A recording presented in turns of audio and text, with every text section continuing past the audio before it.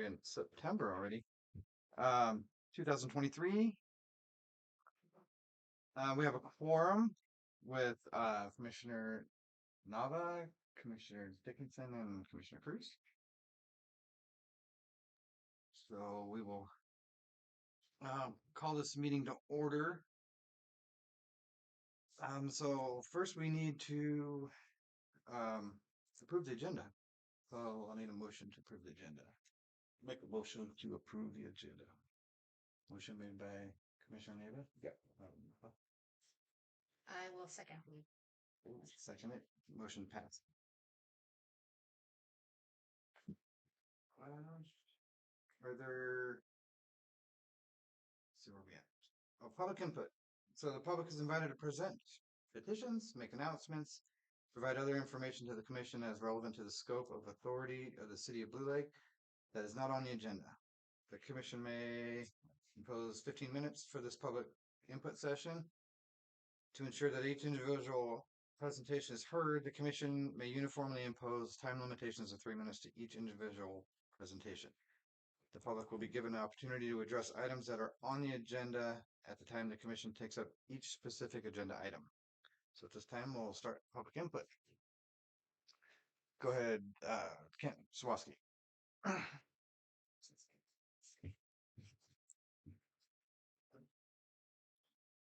Kent Sawatsky, I did notice, and maybe it's just me, I'm old, 69, but I did not see the minutes that are before you tonight for approval on your website.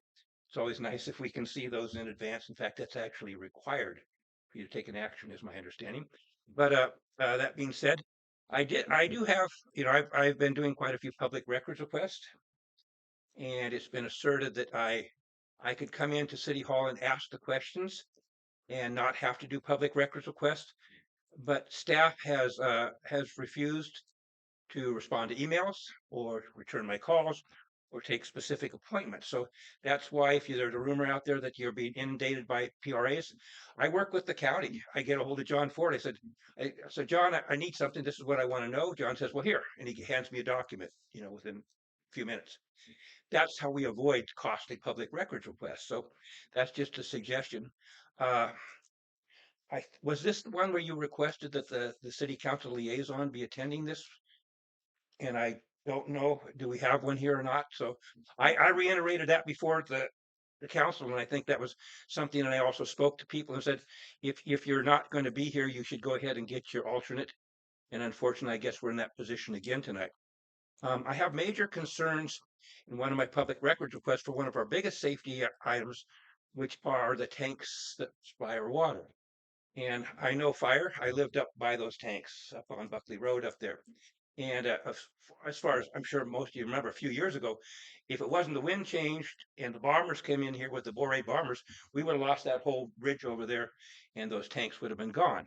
So unfortunately, when I go and get a public records request, it's stated in there that they need to have 30-foot clear around each tank and 100-foot of defensible space, which makes sense. That's what you have around residents. We don't have it. The city is going to need to get that, in my opinion, to go ahead and be able to put tanks in.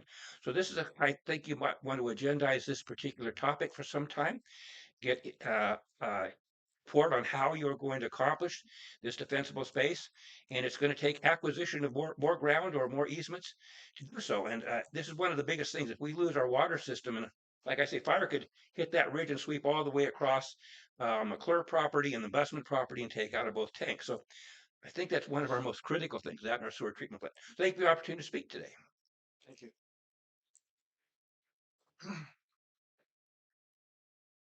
Any more public comment? Okay, thank you. All right, so we'll move on to item 4, reviewing the minutes from the previous meetings. So we had we were going to put this off until the next meeting since we had the minutes late. You guys can review them now, and then you can them on to the next week. Okay. I have already reviewed them.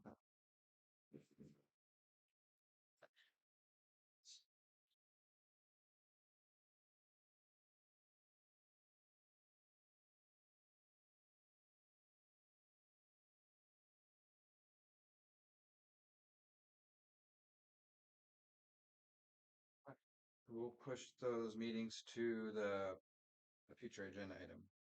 Week. Item number 5, public safety announcements, PSA update, Commissioner Dickinson.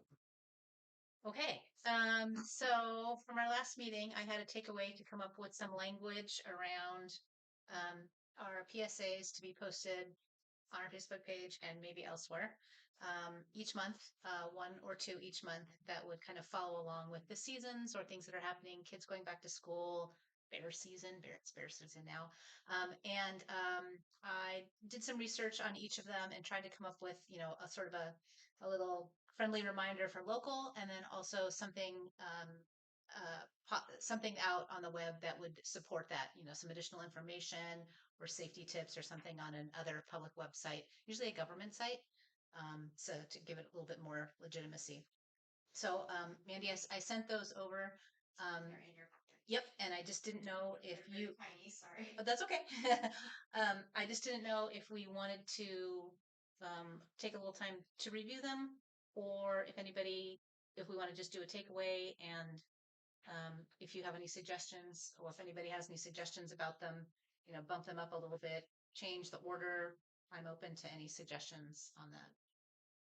I reviewed them and I really liked what I saw. I think it's clear and concise and it's not an overload of information. Just puts it in the back of people's mind Okay. at a certain time of year to focus on that. So Okay. I'm comfortable with it as is. Okay. And the goal is to put out topics that we know are relevant, but not overwhelm people, so they just stop reading them. I reviewed them as well, and I feel like they're good as they stand. Looks good to me. Yeah, it's nice. I like it. Very good job. We had talked last meeting, Mandy, about having, making sure that anything published by the city on the website or elsewhere would match, the language would match. Are you okay with this language, or do you want to make Yeah. changes to anything? Or? Right, just depending on just how it formats. Yeah. Might, make things a little more concise, or just depending on kind of how it plays out, Okay. size-wise and stuff, but it should be fine. Can we work in tandem on that just to kind of keep them in sync, and then I can come up with, I can have a whole, as we compile them, then we can just keep compiling them, and we can have a whole sort of, rotating series. Okay. I see a couple typos in here that I should have caught, so I'll redo this. Yeah. Look at that. It's harder than I thought to do this. Okay. Do we have any other action items around this? That I'm aware I of. don't think so. I don't think No? it's good as it stands. Okay. I will run through this one more time, Mandy. I see a couple typos. I'll clean those up. And then I'll just begin posting according to the schedule that's listed here. Seems good. Thank you. Item number 5, the road safety. I'm sorry. Is there any comments from the public on that? I'm moving too fast. Go ahead, Gene. For August and September, for Fish Day, it's water quality and swimming in the river because of the green algae. There's a dealer.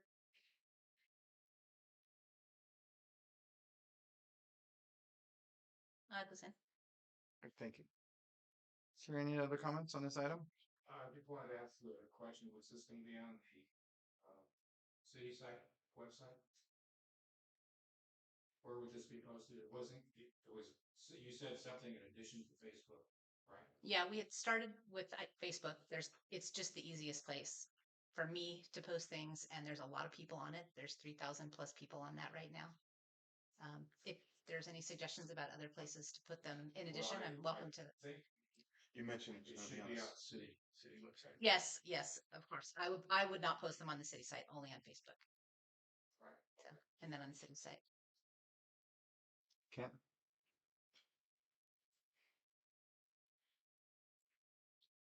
You notice when I make public comment, I come to the mic. Otherwise, nobody hears our thing addressing you, and they're just your comments, and nobody understands what's being responded to.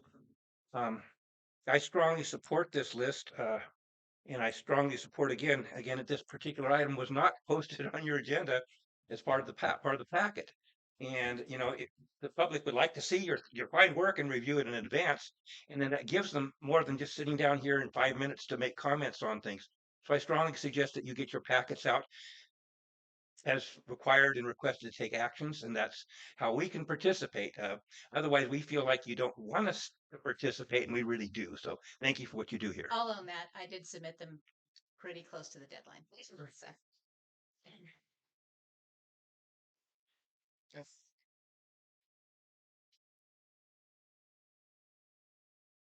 Julie Scafani. I wanted to share with you guys that the new redone city website is still a little ways out. We were hoping to have it done by now, but it's maybe another week to 2 weeks out. And so it's possible that we could have a particular safety page. You guys, each commission is going to have their own page on the new website. And it lists the name of each commissioner. We haven't gone to the point of having pictures, but that's a possibility.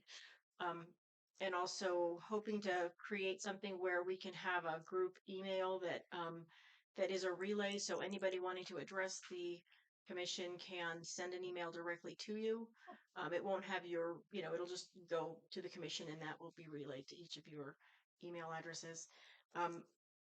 Right now, there's a nice little picture of a bunch of kids in front of a fire truck for your page, but also each commission has the opportunity to choose a picture for their banner. And also we could probably figure out a way to either have that page, have some page somewhere on the website that's strictly for you guys to be posting public safety messages. So that's something I hadn't thought about until you mentioned your work, but we can do that. Thank you. Okay. Any other public comment? All right. Just no more comments. We'll move to item 5, road safety pop-up projects. Discussion and update. yeah, so I just want to give you guys an update. We've had the pop-up roundabouts. Thank you. I'll give you a quick update on the can't remember what we were talking about. The road safety. I'm sorry, we're out of order here. Can we Oh. do the Powers Creek District first? Gotcha. That's what I was having a Okay. hard time figuring. Yeah. And my own, You're on the wrong one. You're looking at August. why am I There doing you go. Here we go. Okay. Okay, sorry about that. That's okay. So, Powers Creek District project updates. Yeah, so just a quick update on since our last meeting. There's a lot of projects, working in tandem out in the Powers Creek district. We're going to be breaking ground on the bike park this month, which is really exciting. We just had a really great mountain biking event this weekend, the 4th annual Enduro race. I think it was the biggest one so far. We had, I think they said over 25% of riders came from out of state. So each year it's getting more and more attention from outside our area, which is really exciting. And I think in the future, there's an opportunity to maybe make that a 2-day event as it continues to grow in popularity. It was a great event for businesses in town. I know the Lager Bar did really well. I think the brewery did well. Darcy was open an extra day to help accommodate that as well. We had some extra attendance at the skating rink, which was fun. They did a rental from us for the park, and it's kind of a partnership. We allow them to park and camp down on Taylor Way and on the city property to help facilitate the event. The first year we did it, well, we had all of these riders come and then they left and didn't spend any money in town because there were no accommodations. So they all had rentals or campgrounds outside the area. So we quickly realized that keeping them in town and having those accommodations available greatly increased our economic take from that event. So that was really good. We'll be doing an after action meeting with RCMBA. They're a great group to work with. They're a big supporter of our bike park. And so that project is moving forward. We haven't heard yet from Caltrans if we'll receive any funding from the grant application. But we've always had that project kind of as a phased development. So we're prepared to get the dirt track done and then probably kind of button things up for the winter. And then we'll continue to seek resources or fundraise to continue to add amenities to that project as we go along. Um, we've had the pop-up roundabout up for a little while now, and we've been receiving feedback from people who live next to those roundabouts, people in the neighborhood. We've had those comments have been evaluated by Dan Burden, who we're working with. He was the walkability expert that came out and looked at Blue Lake. He's been reviewing our LRSP. He's reviewing our truck route designs, and he's also working on his design for us for Taylor Way. So he was kind enough to also kind of look at the roundabouts, look at the commentary, and look at ways that either we can modify those installations or move them or make them better or do more to make them a longer term installation that's more effective. So we're waiting for those comments back from Dan, and I'll be able to bring those back to the commission. Oh, I went into pop-ups. I'm sorry. I keep flip-flopping. Dan is working on Taylor Way, which is the Powers Creek district. He's going to be helping us look at the improvements along Taylor Way so that we can facilitate the master plan of that area, looking at pedestrian, equestrian, bicyclist, industry uses, and making sure that the roadscape itself is designed and developed in a way that keeps everyone safe, but allows all the user groups to interact safely and effectively. And that was a grant that we received from HCOG to bring Dan on as a consultant to help with that. So that's pretty exciting. What else do we have going on? Powers Creek District. The creek restoration project. So that's moving forward. We just had a invasive species removal day on Saturday.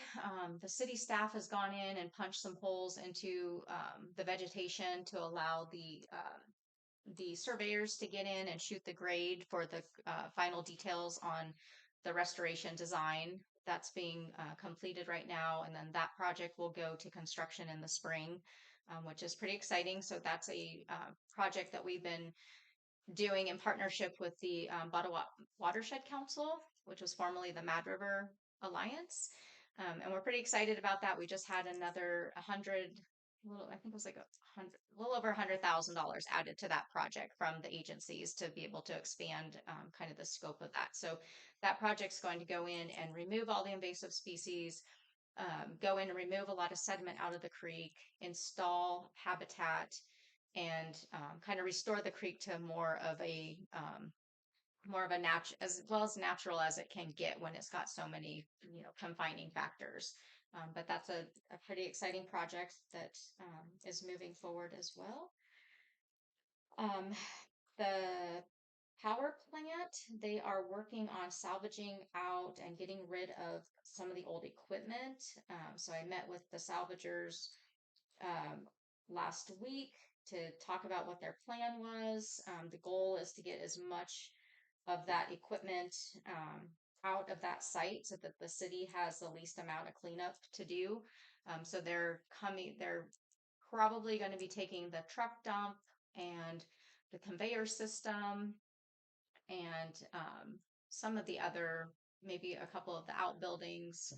I doubt that they're going to take any of the main structure, but they'll probably take out as much of anything that could be transferred over to a different power plant. I mean, it's a pretty old system, but the more they take out is the less cost that we need to bear to be able to clean that site in the future. So we're kind of working sort of in partnership to do that. And then kind of running a parallel path, working with RCEA to look at opportunities for power generation on that site as well. So they just wrote a grant, included Blue Lake into it to look at doing some countywide solar installations. And as part of our partnership, we allowed them to kind of write us in to that proposal to see, it would be kind of a feasibility study to kind of see what the opportunities are for power generation in the city specifically on that site. So that'll give us some really good data if we get funded for that. So other than that, I think that's all I have on the Powers Creek District. If you have any questions, I'm happy to answer them. I don't have any questions. Anything from the commission? No. Okay, go ahead, Ken. Step up to the mic. Those were quite a few topics. I'll kind of go from reverse. My understanding is, and you could ask your staff, that the people down there at Blue Lake Power owe us a whole bunch of money. They're behind on their lease payments. And the normal process as far as a landlord goes, and it's how your fiduciary spot responsibility is to hold their heels to the fire. And they're obviously taking things out of there that are of value to them. And I can't understand why we didn't go through a legal process to exercise our rights and even get a lien against their assets and preclude them from taking them if they're of value. And they wouldn't be there if they weren't taking them, if they weren't of value. That's a little bit distressing to me. And there's other things as far as, the decommissioning down there, different proposals as far as dealing with the fuels that are there and a few other things. But if they're going to run off with the carrots, then they should be paying the piper, to get that stuff out of there. Just my opinion. Regarding the wonderful thing, I think, facilitating the mountain bikers is a great thing, but I think some people realize that basically these kind of functions need to be a permitted process. In other words, you're allowing them to park and camp on the streets down there, and you need a mitigated negative deck regarding that. And again, cautioning people to go ahead and start making these roadways more narrow. Will preclude you from enabling this to happen in the future. And I support it. The other thing is when you have municipal code and you have signage down in these areas and you're allowing a special function down there, you need to put bags over the signs. Maybe they did, maybe they didn't. But it says no parking, I think, between a certain time frame and another time frame. And this whole enabling this wonderful function to happen needs to go before the county. The county needs to do a assessment. They need to address parking issues that happen down close to the hatchery. And so I think we need to partner up with Tom Madsen and the powers that be to make sure that we have the necessary permits, and John Ford, planning and development down there in the county, to get the necessary permits to make sure this is. I mean, I don't know what kind of facilities we might have to have. We might have to have extra costs for law enforcement. We might have to have enough certification. We have enough bathrooms, enough things for people to camp there, even on an interim basis. And I think that you're going to find that that's probably a really good use of that area down there, including the area which many of us feel the Danco project will never come to fruition, might make a wonderful campground. Thank you for my opportunity to speak.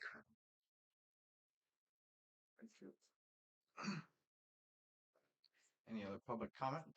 Jean? Please- Hey, just state your name because we're recording. Thank you, Jean. Do we have medical teams that are coming in to along with the biking programs that are being created? Do you have medical teams? Who's covering safety for that? I don't know.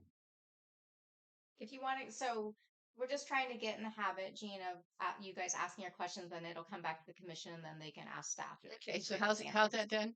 So go ahead and ask your questions to the commission. Okay, is there going to and then be they can direct medical you back to medical when you're done aid with your commenting. medical aid available for the bikers, and who's providing the medical aid in case of an emergency? Does anybody know? I don't think we're supposed to answer questions right now. We're just Okay, take questions. Mandy, can you ask a So question? when you're done Okay. with your questions, then they'll ask me to do it. So Okay. we're just trying to follow the public comment. Okay, it's difficult. I know we I'm wanna not go sure. back and forth, Yeah. but Okay. yeah. You have a requirement for asking questions, and I'm not familiar with it. Sure. So the proper way is to ask the commission, and then the commission will ask you. So I'm asking the commission, is there medical teams available for these people that we're inviting in to have events on our property? So when Right we here. will investigate. No, I can give you guys. So Yeah. So you give your public comment, and then everyone gives their public comment. And when public comment's closed, the commission has the information, the questions, and then they'll Okay. either answer them Yeah. or they'll directly answer Okay, them. I just wanted to know if the volunteer fire department was gonna be responsible for taking care of the people that are invited and they don't have enough people to do that. Specifically is what I'm asking. Okay, thank you. Okay. All right. Are there any other public comment? Okay. Okay. Public comments closed on this subject, and we'll, Me to answer. I'll have Mandy answer Okay. that question. Sure. So we go through a process, a special event process. The city has a developed special event permit process, and it goes through various levels of evaluation for any type of event, especially any event that encroaches on city property, can have impacts to traffic, uses any of our facilities. We go through a process of evaluating the projects. Projects get sent out for referral and review by various, depending on the level of the project, triggers different evaluation referrals. So this project in particular went out to the volunteer fire department for review. It goes to Parks and Recreation. It goes to myself. It goes to Public Works. They had a liquor license, so that's already triggers the sheriff review. It goes to our insurance to determine what level of insurance or additional policies they'll need. And so the RCMBA is the insurance policy holder, and they name us as additionally insured based upon what our insurance thresholds are. RCMBA has our own medical team. So they have on their team, they have a number of members that are emergency room nurses. They have a doctor on, and they've got a couple of EMTs and other first responders. So they have their own medical team. But we also notified the volunteer fire department of the event. So in the event there were something to happen, the fire department is aware of where the race is taking place. We have trail maps and the locations. We also have keys to the 5,000, so we can go up in our emergency vehicles if necessary. But they do have a full medical team, and that's part of the evaluation process. Okay. Are there any other questions? I think Did I hit it all? do we answer all those? Okay. All right, so if there's no more comments, then we can move on to item 7. Road Oh, sorry, go ahead. No, road safety pop-up projects update and discussion. Yeah, so I started to kind of go into this, so I Mhm. apologize. So we have had our pop-ups up for a little bit now, and like I said, we're starting to get comments back. We've received commentary back from residents who live in proximity to the roundabouts. We've received commentary from people who utilize and interact with those spaces regularly. We've had commentary from users who maybe have different um, types of vehicles, people towing trailers, bicyclists. And so we're getting some really good feedback, and we've been kind of channeling that over to Dan Burden as well to kind of get his take on what people are seeing, how they're interacting with the space, and seeing what kind of improvements could be made, whether they're effective, whether they could be modified to be more effective, or if they just need to be removed or placed elsewhere. We've had several residents ask if we could install them in their neighborhoods. So we're kind of evaluating other spaces. So we're still kind of in the process of gathering data and then having that data evaluated to see what the best use of our resources are. Like I said, whether we make these permanent, whether we move them, modify, adjust. There could be areas where maybe we need to do some red curb striping based upon how we're seeing those used. Maybe installation of additional signage. So we're still kind of in the process of evaluating that data, and then I'll be able to bring back hopefully Dan Burden's report. We may even be able to get him to make a presentation. He's kind of doing that as part of the HCOG grant that we received as well, kind of helping us evaluate some of these areas and kind of seeing what the best use of our limited resources are, but making sure that we're also kind of on the right track with what we had developed as part of our local road safety plan as well. So I'm hoping that once we have his report, we'll be able to bring that back and share that information with the commission and the community, and then kind of see what our next steps will be. I have a concern on the roundabout on I Street. Hmm. It's only happened a couple of times, but um, people aren't honoring the stop sign. They think it's a true roundabout, so they kind of roll on out there, Hmm. and I just avoid it now. But might be we're in kind of this gray area right now. Right. Stop sign is the law of the land, right? But Hmm. rules of okay. Yeah. Are we planning on putting up any more temporary ones? I think we are going to kind of wait and get some of Dan's feedback, especially about the sizing. The one on I Street, I mean, I personally feel like it's too small. You know, when you go around, you can almost just go straight through and not even have to go around. And I've been looking at different roundabouts, where I picked my son up at school. Arcata's got a couple of them in a neighborhood that had a big problem with some straight stretches, and you've got all those kid drivers that are speeding through, and there's a ton of, like, there's middle school getting out and high school, and they installed a number of the larger roundabouts in and really narrowed down the road. I mean, to the point where you really kind of have to creep around them. But I've been kind of trying to park in areas where I can kind of watch and see how traffic is actually responding to it. They're built so that you can actually, emergency responders can just drive over the curb. But it does really force you to slow down. And they're at pretty narrow intersections. Their four-way stops are pretty small. Some of them are similar to our areas. We've got some, I think I Street's pretty big. It's a pretty big landscape to work within. So I kind of want to, I think, just looking at Dan's feedback first to see what really makes sense.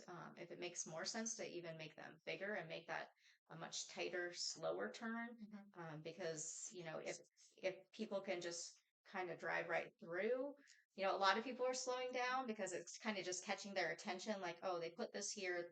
Maybe I need to check my speed and kind of slow through here. But I don't think that one especially is as effective as slowing people down. Yeah. If they don't want to. So.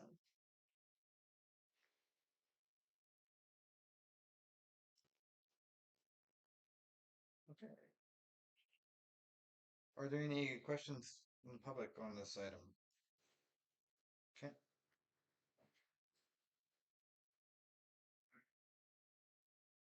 So the public would like to see what comments have been submitted to Dan in real time as they're submitted. That enables us to see whether our concerns are being addressed and who are addressing them. I think that's a matter of transparency, and then you folks might want to see them also as they come in real time. Then we know he's addressing our concerns. If those aren't all not being conveyed correctly or some are left out, then that's a major concern.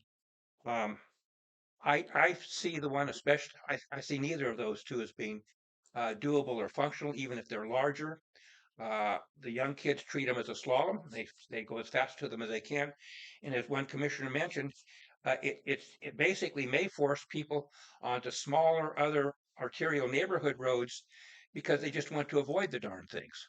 And that has possibly unintended consequences where other roads which are less appropriate to be used are used instead. And so I do have a concern before any neighborhood, and I mentioned this before, and it was one of my comments, any neighborhood has one put in there, they should definitely have a trial one put in. So not just one person can say they want this, but the whole neighborhood agrees it's functional and works. And so everybody can see, I strongly support putting them out there. And again, my opinion, and again, I will be checking to see if my comment this evening is made to Mr. Dan there, is that I don't think these are functional. I don't think the size is right. I don't think it's necessary in the city of Blue Lake. And it's the same thing as stop signs here. A lot of people, we have so many stop signs that people just blow through them. And if you have too many stop signs, then they just ignored rather than concentrating on areas where you have your biggest problems. And that's a human nature. It just, if you have too many of them, we just ignore them all. It's sad to say, but that's a fact. Thank you for the opportunity to speak on this.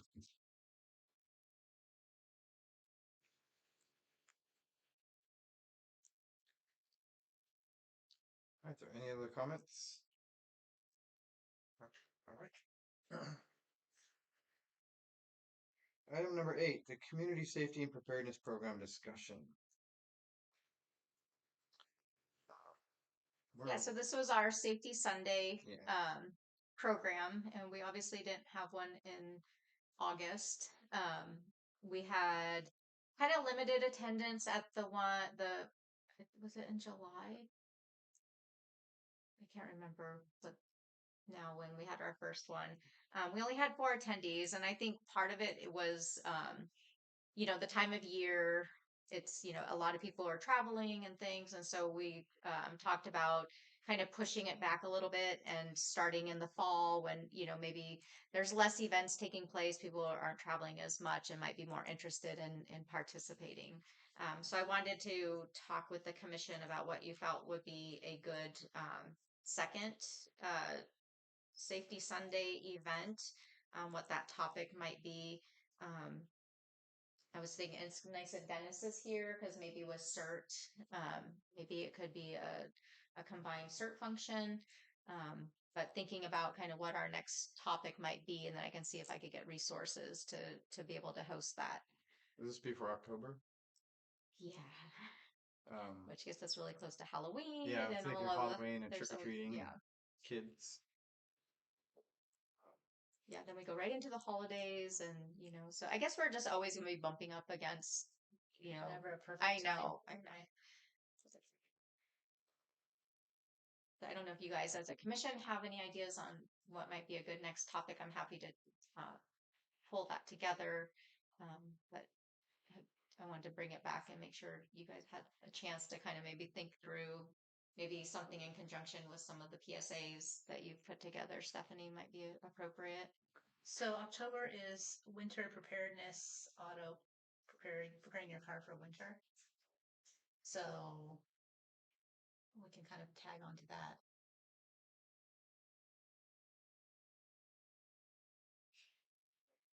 And it wouldn't be a bad thing to offer the same training that we did the first one, because that was all about kind of being home preparedness, and we could kind of maybe modify that to be with a little bit of a focus on winter, so winter safety, driving, um, heating your house, power outages, different things. Can we plug in a date at this point? Yeah, I think we were doing the 4th Sunday, but I'm not sure how that's going to happen with Halloween.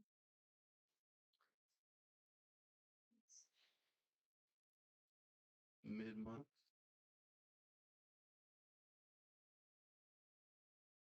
Fourth Sunday.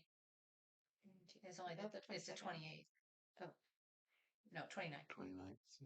Yeah. 22nd, right? Oh, actually, no, it's the first. So it would be the 22nd. Yeah. Yeah, that might be doable. Let me just double. I don't think. Yeah, we could shoot for the 22nd of October. Okay. And is that always held at the fire department? No, but we just thought it was a nice connection between the fire department and the community.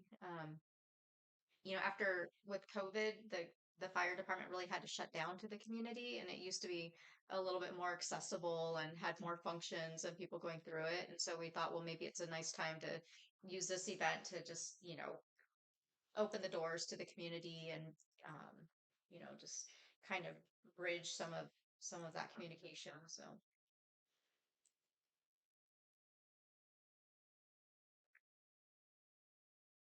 And this will be with Red Cross as well. Yeah, so it depends on if Andrew's available or if he Available. has a team member that's available. But if we want to shoot for that and just do the same, like I said, the same program that we did the first one, and then we could just modify it to have more of an emphasis on winter preparedness, I think that would work well.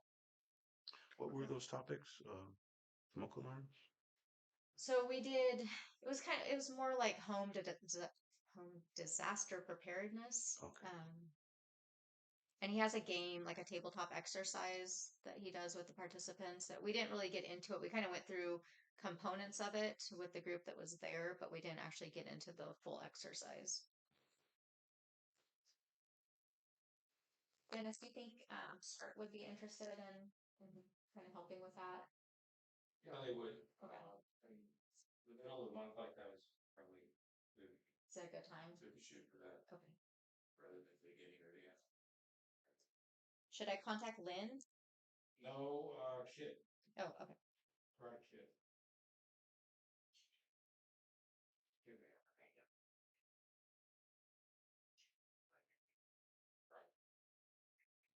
And would at the fire department again? Yeah. Okay.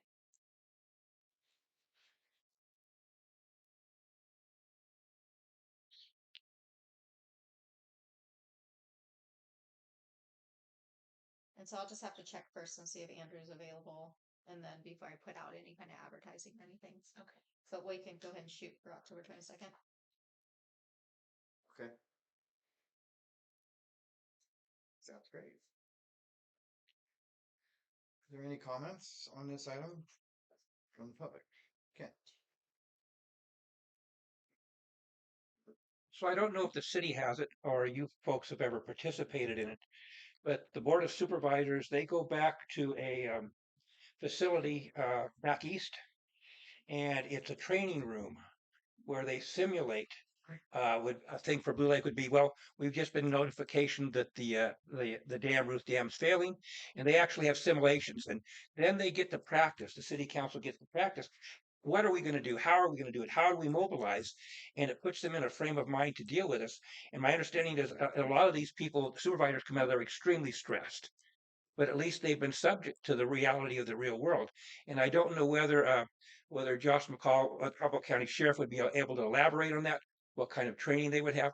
But that's the way you learn, rather than learning the hard way and losing your infrastructure in the city. And I strongly suggest that if there is some kind of ability to work with the county and actually have the people that will make the decisions, the staff, be it Public Works or the rest of the staff, work on how to deal with these things when they come about. Otherwise, learning sometimes the hard way is not the way to do it. So it's worked well for the supervisors. I know that's one of the best times they've spent as far as all their training they get is how to deal with the emergencies, and then they're able to deal with fires, the floods, and things we all face. So maybe that's something that could be pursued. And we do have something on the radar, a simulation here, Blue Lake centric, that involves some of the county offices. Great. I know Dennis and CERT is going to be involved. It's just a matter of solidifying a date and making everybody available. So great. Yeah, we have it on the plans to do a pretty intensive Earthquake scenario. tabletop exercise with OES, and they put on big ones where definitely you come out of there very stressed out. But it is on our work plan for this year to get that accomplished. So thank you for coming. Are there any more comments on this item? All right, so we'll move on to item 9, Red Cross update. We'll have to push this to a future agenda item. I believe Andrew is not available right now with a lot of fires and things going on right now. So item number 9 or item number 10, the Humboldt County Sheriff contract update, discussion and direction. Yeah, so I wanted to give you guys an update on where we're at with the sheriff contract. I had a meeting with Sheriff Hansel, Captain Quinnell, the undersheriff, and Kevin Miller, the police chief, tribal police chief for Blake Rancheria.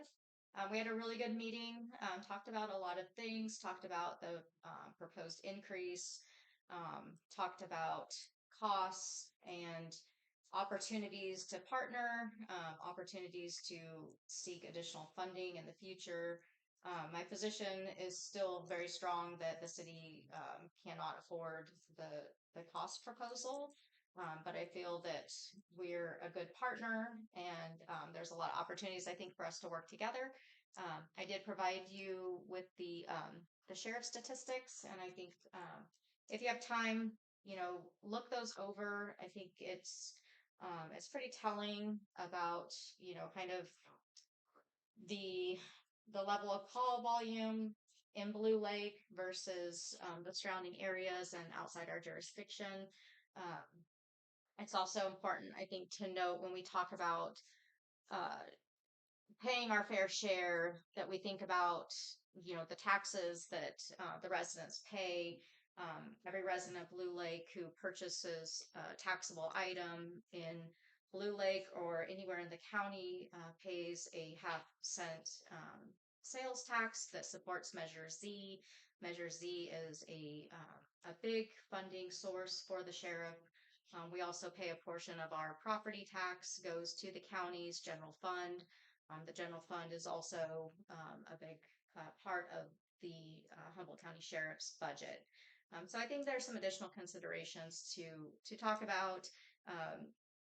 Keith Miller was very um, amenable to working with the city and continuing discussions. Obviously, he's very new and is building his department back up, and so kind of looking at what that's going to look like in the future. But it's a good time for us, to kind of throw everything on the table, see what our needs are, and kind of see what we can afford, and what level of service we're receiving, and then kind of what our future opportunities are to either bring in additional grant resources or give us some time to kind of rethink the structure of law enforcement for Blue Lake.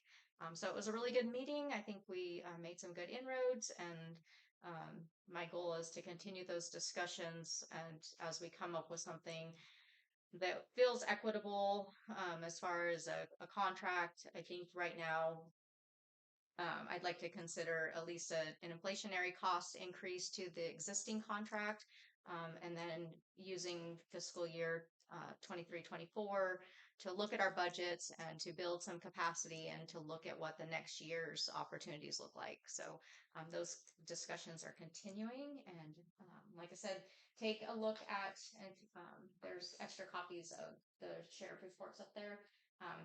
But I think that this is really good information that kind of shows a story that is important. So I'm going to be doing additional research just in kind of looking at funding sources, looking at taxes, and seeing, kind of what starts to feel like kind of an equitable, fair share across the board. So I don't know if you guys have any questions. I don't have a lot of extra to report, but I did want to report out that we did have that conversation. So Are we in jeopardy of dramatically reduced services while this negotiation is going on? we have a pretty minimal level of service right now, just because the sheriff office is really short staffed as well. So we do have patrols coming through when they can, but they're not equipped or staffed right now to provide any dedicated service. And that was something that we knew when we got the new contract a couple of years ago, that service level was reduced because across the board there was a staffing shortage. But the contract amount that we were presented um, seemed very fair and reflective of that. So, Is there still a possibility of a private presence? yeah, I think it's something that needs to be considered, but I think it has to be part of a package. And when we look at, the city doesn't have a lot of additional revenue, so if we maintain the contract even as is right now with the sheriff, that it doesn't leave a lot of room to pull resources to pay for private patrol. So there's just not enough money to make it all happen. But if we're starting to see a reduction, or if the sheriff feels a need to reduce our level of service further to meet budgetary needs, then the opportunity might be there to then use that cost difference to pay for private patrol, which I still feel really strongly that private patrol would be really beneficial, and it would relieve kind of a burden on the sheriff too at that point, because we would have patrols during the times and that we need them, which are not necessarily the times that the sheriff deputies are able to come through Blue Lake. So I think it's a good opportunity. I think if we threw it all on the table and really pulled the pieces together, I think we can find something that actually is beneficial to the sheriff's office, beneficial to the rancheria, and beneficial to the residents of Blue Lake as well. So that's kind of what I'm hoping this conversation it's going in that direction.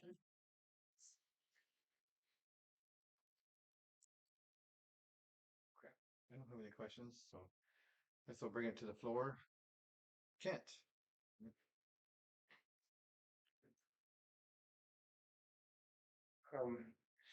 My question I would like you to ask your staff, number one, is will Josh McCall from Humboldt County be having a back and forth communication with you? He's been on Zoom the time here. He was asked specifically to be available. I think you folks asked to have a liaison, and my understanding is he's fulfilling that. Strongly recommend you give him whatever time to discuss and have your questions answered. That's why he's here, is my understanding. I did want to make comment. In anything in life, communication's a main thing. We've had a problem with RVs down on Taylor Way for quite a while. Uh, so I got a hold of the sheriff and I voiced our concerns. And within 25 hours, I had an email back from Sheriff Billy saying it's been taken care of. If we don't ask and don't inform, and staff doesn't ask and inform, they don't know what the problems are. And of course, this kind of thing, the partnership of dealing with the sheriff has to be a give and take in communication. And that's what happens when you have communication. I think good things can happen. My understanding regarding the contract is that right now we have a contract, and there's another question for your staff is how long is our contract good for, and when does the negotiation start for the next one? My understanding is probably within a month, and maybe our Humboldt County liaison can say this. Within about a month, then negotiations will be happening for the next one. My understanding is that the baseline for those negotiations will most likely be our current contract, and of course, you're going to have increases on that. Strongly support your staff going after other grants. I think that's the thing that needs to be done. I understand that we all are very disheartened because so much of our tax dollars from both property tax and sales tax and everything goes to the state and doesn't come back to us necessarily unless they want us to have things not necessarily, which is your law enforcement. One way, as far as funding the private security, my suggestion is when you have events such as what we had this last weekend, that you go ahead and you assess them a fee and say, this is what your law enforcement will cost you. This is so you can be protected and be safe. And at that time, you contract with your private people to fulfill those specific needs. And that, in other words, take care of that. And as your city manager said, to leave some of the counties thing. Also, I highly recommend that you inform the county whenever you have a major event. And if they have extra staff or can do extra drive-throughs, then that's possibly something that they would be able to do. But we have to communicate. And when that's not happening on a regular basis, then we have problems. So that's my main thing. I just want to know, are we going to communicate? And I asked my other questions. I appreciate those being asked of your staff. Can we ask you questions? I got one question. How long is the contract good for? What was the other question? I spaced out senior moment. The first one you opened with. How long was the contract for? And when does renegotiation start? Yes, and I think those are all very relevant questions. So you can get a handle on what's going on. So those are my two main questions.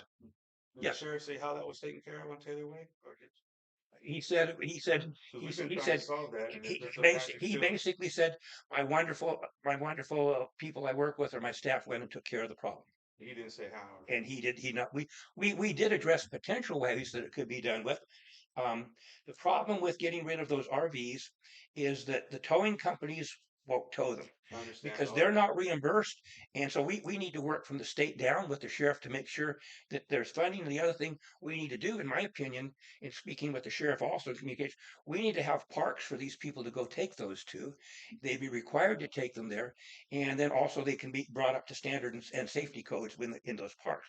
So it's a big thing countywide. It's not just us. And all they do is they get pushed out of there, and then there are other places in the community. They came there because that was perceived to be a weak point because there wasn't any enforcement. One guy was there for 6 months or 9 months or Yeah. whatever. So I'm just interested in how they solve that because we've been trying to solve that. And if he's got a magic arrow, then I'd love to get behind it. sure. Well, he probably told them you're going to be towed. And we have complaints with you. Bobby said we're going to run you for warrants, which he's entitled to do. You know, they're not adhering to your signage, and your signage needs to be updated down there. It's not clear. You can't read the signs, and people don't obviously follow the signage. So I think that's a major thing to give. And then when you work with the sheriff, and I highly recommend that you call Sheriff Billy and ask him how he fixed it. I'll drive by and see if it was fixed. He gave me some techniques on many kind of enforcement, and I'm not going to speak for him regarding those, but it's best you folks get direct communication on how to deal with those Sounds good. situations. Thank you. Thank you. So, go ahead, Gene.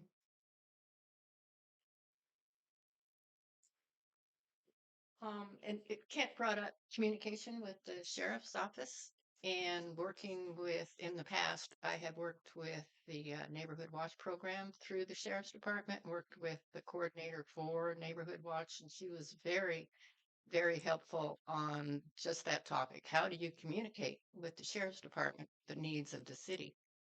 Um, so the basis of the neighborhood watch is to go neighborhood by neighborhood, and each neighborhood becomes its own little source of information on how to and has training. There's a little bit of training. It's not a lot on how if you make a call, what are the specifics of a call? If you have a prowler, if you have something like the RVs, is there a problem? And then you can coordinate those problems and have you're not necessarily calling the sheriff. He's got a lot on his hands, but you have a coordinated effort on how to communicate a problem of a neighborhood.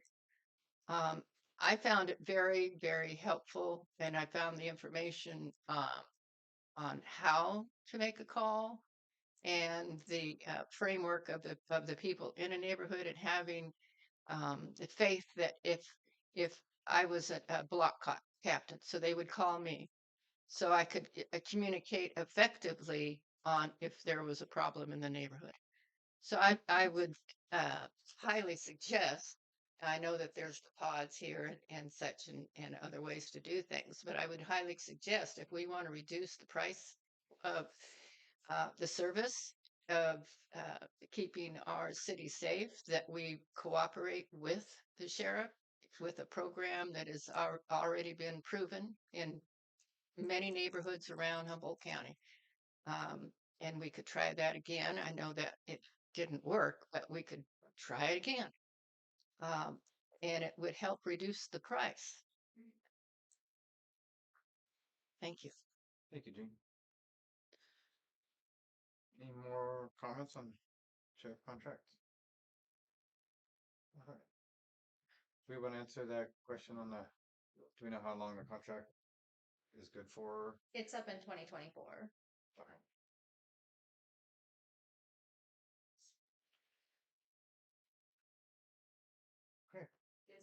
Is Lieutenant McCall able to speak to us? He will next. He's coming up. Coming up next. So, okay, if there's no more questions on that item, we will move on to agency check-in. With our Humboldt County Sheriff liaison, which is Josh McCall.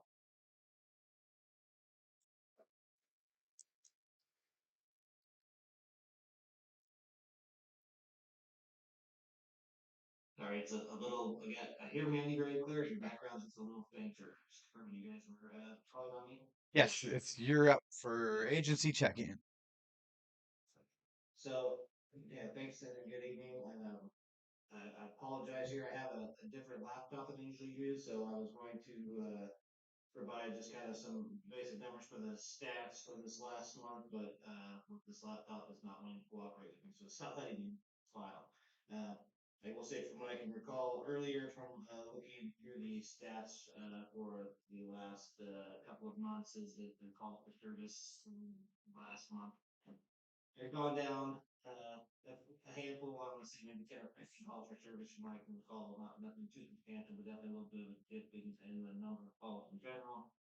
However, I do remember that the reports taken had stayed about the same, and felony arrests were up a couple, as well as misdemeanor arrests were also up by a handful. I want to say 6 to 8 or somewhere in that neighborhood. So while the calls for service in general were down, the amount of, I guess, investigation and reports and arrests were actually stayed the same or were up. Aside from that, with the other areas that we report out at, I remember looking at the numbers that there was no real significant changes in stats from the previous month, and none of those areas that stood out as being a crime or a category of issue that seemed to have some large jump in numbers or anything that kind of really stood out at me. But again, I apologize that I wasn't able to pull those numbers up from me right now to be able to give them to you specifically and the complete accurate number on that.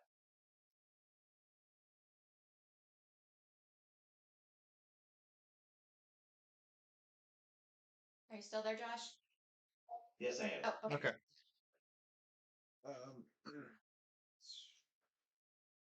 does anybody have any questions on any of that, or? Okay, I'm gonna open it up. If there's any questions from the public for our sheriff? Go ahead, Kent. Ken Shawoski. So Josh, I don't know whether you were, appreciate you being here tonight. Don't know whether you brought up to speed, but I did have my questions. And it may take answers from somebody else in your department because it sounds like you're handling the reporting out of incidents. But regarding the the potential negotiations regarding the future of the contract that the public wishes to engage with you in. So did you have any knowledge or comment as far as that process goes, or would that be the sheriff or somebody else in your department? That's my question. Thank you. Uh, yeah, so I was not part of that most recent meeting the city manager was speaking about. Um, I did not have this meeting initially on. I hadn't received notice of it. So when I got this from the captain today, so I know there was past that recent or meeting and further discussion regarding that contract. But then, yeah, at this point, I don't feel that I'm up to speed enough on it to really give much of a comment, but kind of occurred still above my level as far as that last. Okay, thank you. We have another public comment. Let's state your name and. Hello, my name is Elise Scafani. I have looked over the contract and noticed that it states that the sheriff is available for targeted patrols or specific patrols of problem areas. So I was just wondering if there's any patrols ongoing right now or any problem areas that you guys are looking at and trying to possibly have a greater presence, like something like, morning commute speeds or stuff around the school or those are just the things that come to mind. I know a lot of folks are concerned about safety, especially with school back in. So I just wonder if you can address some of those concerns in terms of problem areas and increase patrol presence in those areas and times. Thank you. That one was a little difficult to hear. Maybe if you're able to kind of recap what the question was for me, just so I make sure I heard it clearly. Yeah, so Elise was asking about any opportunities or if there's any ongoing targeted patrols in the community, either around the school being back in session, so looking at speed control, or if there are any other areas within the community that you guys are have any specialized patrols to look at specific behaviors or issues. So yes, we do have ongoing patrols. They don't only come to Blue Lake when there's a call for service. Obviously, like Manny said, we're stretched thin ourselves. We don't have as many deputies to even cover our normal jurisdiction areas that we'd like, let alone some of the contract type areas and those other areas. But we do make it into those areas as frequently as we can. Um, the one of the I guess plus things if you want to say it that way is that Blue Lake is on our some of our deputies' ways when they work the Willow Creek area, so I think that helps with a little bit of getting people to kind of roll through there maybe a little more frequently even than some of the other areas that don't, aren't on that type of a route where we have deputies going to a station. As far as targeted patrols, it's like anywhere else in the county. If we have a problem area that's identified, especially if the deputies kind of communicate with each other, and and that stuff gets passed along, then we definitely try and focus on those issues or those areas that best we can and address that problem, especially like I said with the stuff that's resulting in higher call volume and complaints of ongoing activities with that. Does that answer your question? Thanks, Josh. Thank you. No problem. Any more questions for Sheriff's Department? Great. Well, thank you, Josh, for being here. We're gonna move on to Blue Lake Fire. We don't have the chief here, but I can give some call numbers, I guess. Those down. We did a total of 45 calls for August. 22 of those were medical. We had 2 car fires. 7 wildfires and then 5 house fires, and then there was a few others. There was 2 traffic collisions and then 2 others, which were something like, well, the fire hydrant on Taylor Way that got hit in the middle of the night and drained our water supply. Sorry, 2 house fires and what else? 2 traffic collisions, and then 2 others. The other one was I think a fire alarm at the casino or something like that. But that's all I have for that. Fire department's recruiting. If you know of anybody that would like to volunteer and help their community, that's all we have, right? Any events coming up? There'll be I believe we're getting ready to have a spaghetti dinner for the community. It'll be a kind of a drive-up thing, so you can look for that. Is that a fundraiser? Yeah, a fundraiser for the fire department. And I believe there's a bake sale coming up too for breast cancer awareness. So Right. we're having that at the fire hall as well. And so that's all I had on that. Was there any more questions on agency check-in? Go ahead, Kent.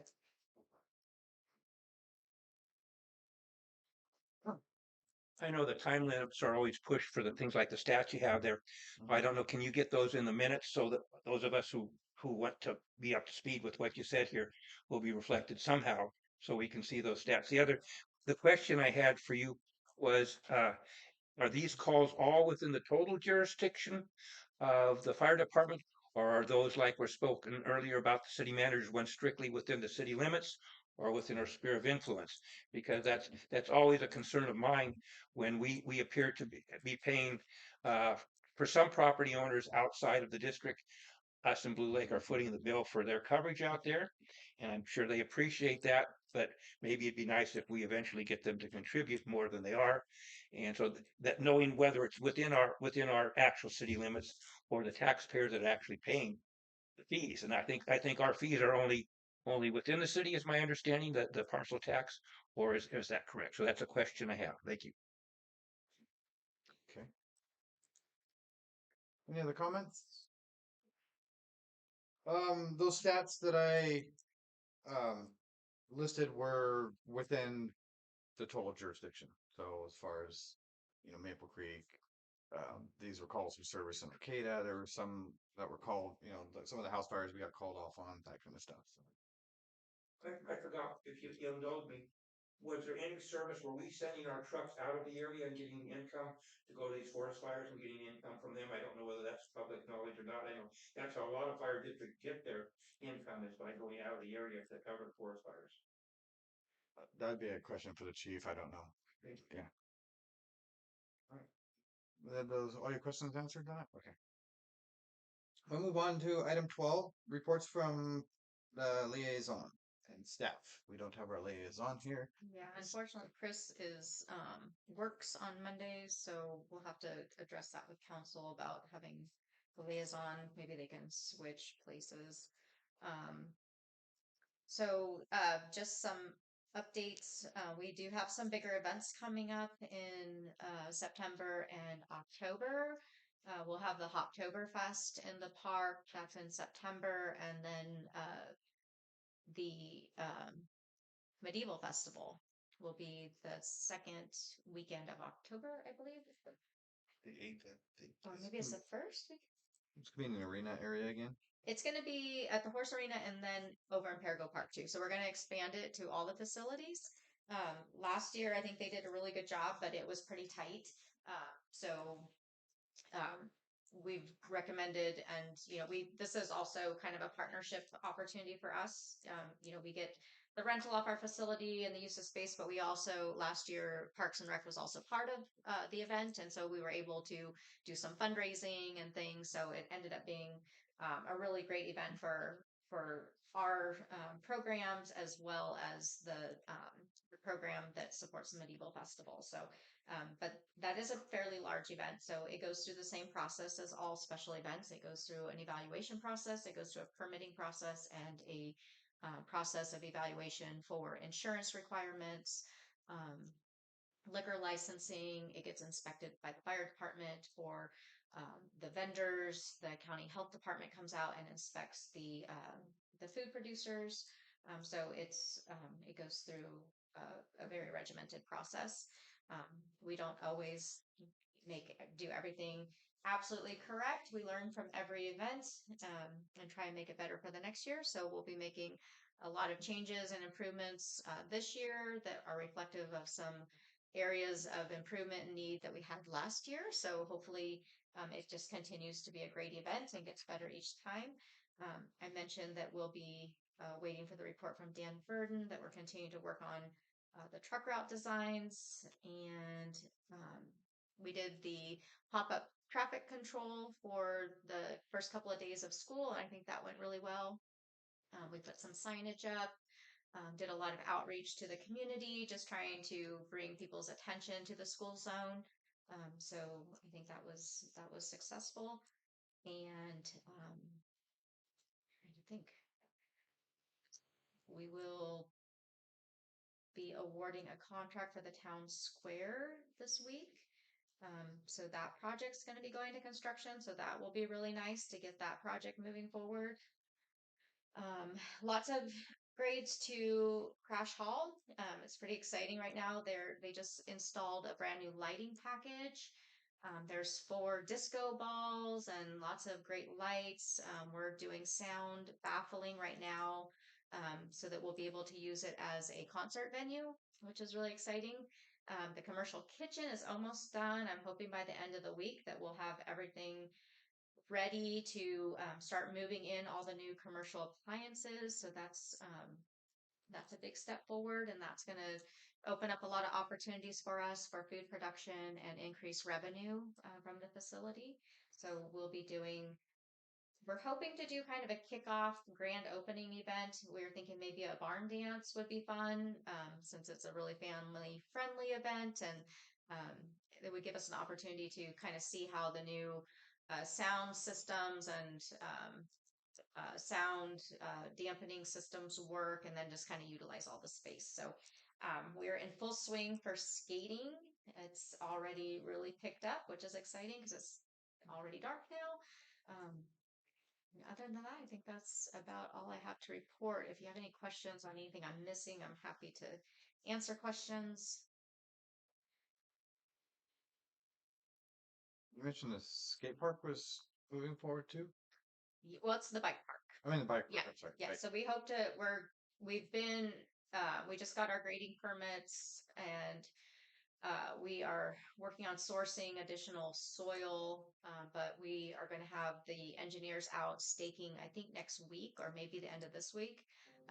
And then we'll be getting the site graded, and then we're going to start moving the dirt piles and bringing in more dirt. So once we have it all staked and graded, we'll put it out kind of as a community volunteer opportunity as well. We've got the Humboldt Skate Collective members and Redwood Coast Mountain Biking Association and Friends of the Annie and Mary Trail that are working really closely with us to bring in volunteers and equipment and different things. So as soon as we know exactly what our work days are, we'll get those out to the community as well.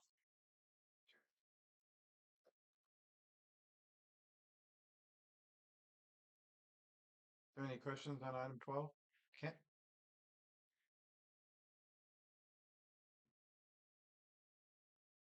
So my question number one is for the city manager is, who, number one question is who is the alternate liaison, the alternate PSC with you?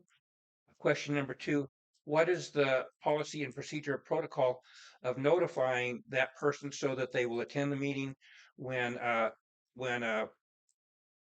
the current liaison's unavailable? I think that's been kind of a thing that, you need to have clarified, so we know that you're not without in the future as far as that goes. Strongly support having Mr. Edgar, who's not been available, in my understanding, to attend any of your meetings possibly since he's come on the council, being replaced for this because of his schedule.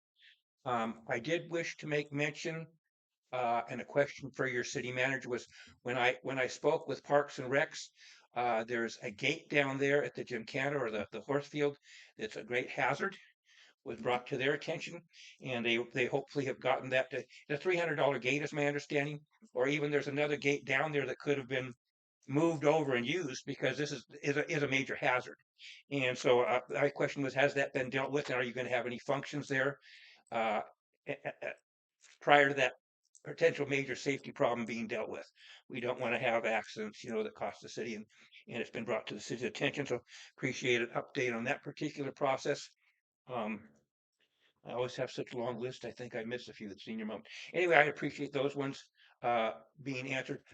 Regarding the dirt that's being brought in for, and this is part of my public records request, and the plans, I think we'd all like to see the plans that have been developed for this. There's fencing for safety. Are we having other kind of things down there, such as some kind of a restroom, a B&B down there or something for facility, so the people participating will be able to do what they have to do? And then I've always had major concern on free dirt. There was an instance where Caltrans and or PG&E dumped dirt on a site, and they were allowed to do that. And then it was found out that they had all kinds of negative things in that particular dirt, which no one was aware of. So I strongly suggest that anytime you have free dirt, you go ahead and have a toxicity report down on it, especially if it's PG&E trenching or anything to do with Caltrans, because they are frequently in close proximity to something being negative. The worst thing you want to have would be some kind of toxics in the dirt that your kids are using down there, and that just a little extra testing and certification possibly has already been done. But I'd like to see the plans for the park, and I'd like to see the engineering that was part of my public records request. So those things could be put online so the public can see all these projects on your website, which hopefully will be updated soon. And that's another request question. I would say, can those plans be put online so the public can see what's happening? Thank you for the opportunity to speak.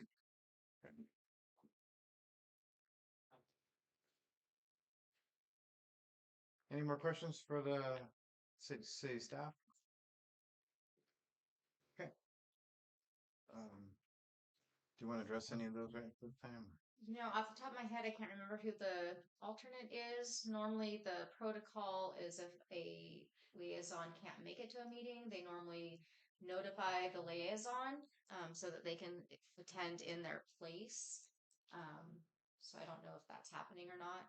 It's usually between the council members. The dirt has all been tested. That's a normal protocol. The plans, Mr. Sawatsky's PRA has been filled. I believe Connolly has that ready. The park is all engineered. We have our grading permits. I don't know, were there more questions? The gate at the Oh yeah, arena. it's already being worked on by Parks and Rec. It's being dealt with. Is there anything else I I missed? think that was it. Right. Thank you. All right, so there's no more questions. We will move on to future agenda items. I have the minutes for August.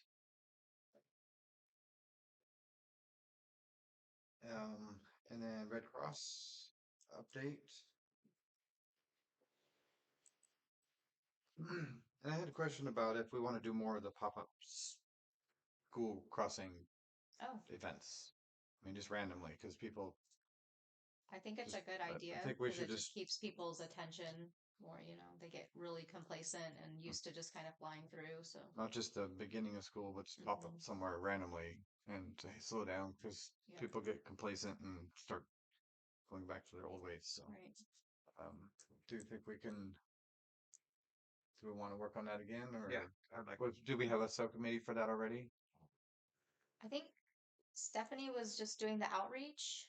We bought the signs and we put, so we can, city staff can work with Stephanie if she wants to maybe put another request out for volunteers. Sure. We can make the signs and stuff available. I thought it worked well. I mean, Yeah. I just happened to be going through town at that time with my garden. So. Right.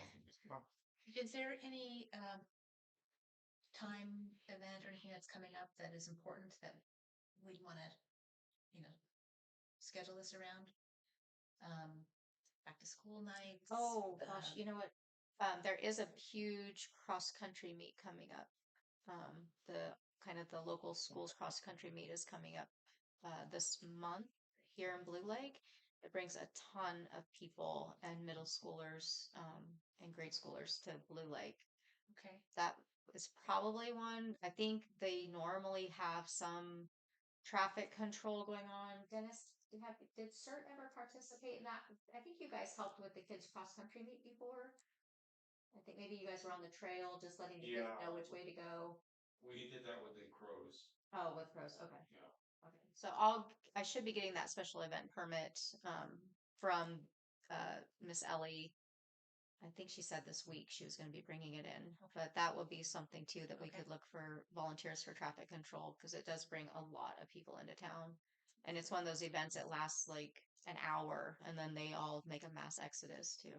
mhm. But there'll be lots of kids running. The route's pretty controlled and they're pretty good about, keeping people on it, holding traffic back and stuff and signage. But it's a pretty big event. That's a September thing. Yeah. Okay. Okay, when I get the date and information from you, Yeah. I'll put out a notification Okay. and follow kind of the same process, just, let people Yeah. come and pick up signage. They can kind Right. of set their own schedules. We'll make suggestions about where to stand. Okay. Yeah, because that will be a race after school, so Okay. lots of kids around and families. And it looks like for the remaining of the year, all our meetings are not on holidays. Okay. So we're good to go there. One for, are we talking about scheduling next meetings? Is that sure? No, I was just looking ahead and making sure that all our meetings don't fall on a holiday again, since we keep seeming to miss that. Okay, before we adjourn, I will not be able to attend next month, and that leaves us without a quorum, right? Yes. If we can't get Julia here, Okay, so I want to give you plenty of notice. okay, we'll see what we can do. Okay. Okay. Are there any other future agenda items that you'd like? Go ahead, Kent. I mentioned one of our most prized possessions is our water takes that we have. I think it would be appropriate for you to get an update on that particular one. I haven't been up to do a site visit at either of them, but the pictures that were sent in for the grant, the diagrams I have there show that the tank is within 10 foot of the easement according to scale. It should have been on there. But the other thing that really concerns me, and that's supposed to have 30 foot of clearance if possible, is that there's actually brush within that tank that's leaning right up against the tank. And should you have any kind of fire, you don't have a defensible space. I think the forest, anybody who'd want to come in and spray the stuff on the tank is going to want to have that cleared now. And so I think that that should be addressed. And then I think that you should, to endeavor somehow to make sure that the correct 25 or 30 foot clears is done on that, and it's 100 feet of defensible space where they limb the trees up. You don't have the fire ladders to get up into the trees to protect those. Otherwise, we have redwood tanks. Even if they replace them with metal ones, these are the requirements. And for us to not be doing the best we can under the circumstances and possibly losing one or more of our tanks could be a real handicap. They come up to speak. Okay. Okay.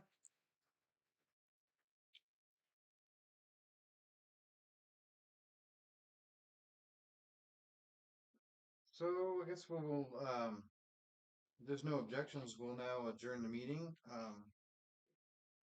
Do we have to vote on this? All, Motion. yeah, do I make a motion to adjourn?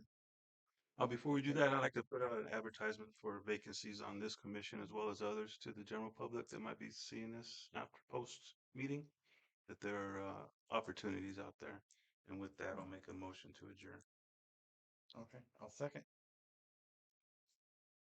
All right, hearing no objections, this meeting is now adjourned. Thank you for coming.